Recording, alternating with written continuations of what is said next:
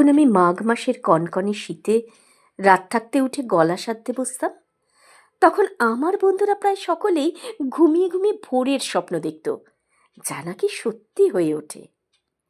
আমি তান সারগামের ওঠা পড়ায় বুঁদ হয়ে থাকতাম। তখন স্বপ্ন টপ্ন দেখা হতো না।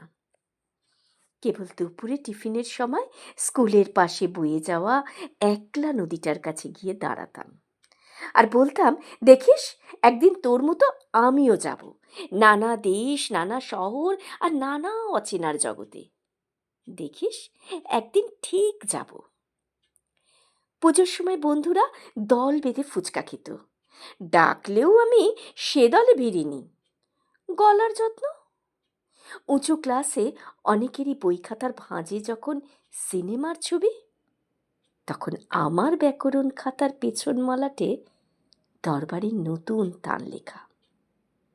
আমার গান আমার হাত ধরে নিয়ে যাচ্ছিল অন্য পথে।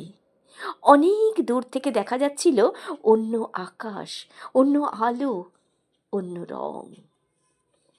কোণে দেখা এক অপূর্ব আলোর বিকেলে আমার বিয়ে হয়ে গেল। সানাই, রঙিন বেনারসি, রজনীগন্ধা, ফুলশয্যার রাতে শুনতে পাচ্ছিলাম জয় জয়ন্তী বাজছে। অলৌকিক মায়ায় বিসমিল্লা সাহেবের। ভারী ইচ্ছে করছিল পাশে শুয়ে থাকা অজানা মানুষটার সঙ্গে বন্ধুত্ব করি, জিজ্ঞাসা করি, জানো এটা কি রাগ? লজ্জায় জিজ্ঞাসা করা হয়নি।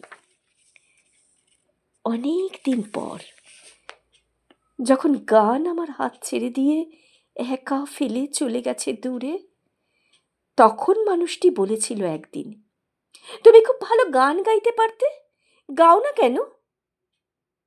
আমি কোনো উত্তর দিইনি। বিছানায় ঘুমিয়ে থাকা নিষ্পাপ এক শিশুর মুখের দিকে তাকিয়েছিলাম অপলক।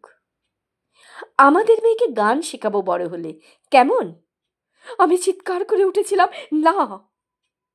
চিৎকারে ঘুম ভেঙে কাঁদতে লাগলো আমার ছোট্ট মেয়ে।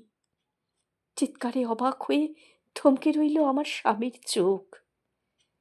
আমি খুব নিচু স্বরে বললাম, না, ও সেলাই শিখবে, রান্না শিখবে, ঘর মোছা, বাসন মাজা শিখবে, মার্কেটিং করতে শিখবে, জানলায় পর্দা লাগাতে শিখবে, অসুখে সেবা করতে শিখবে।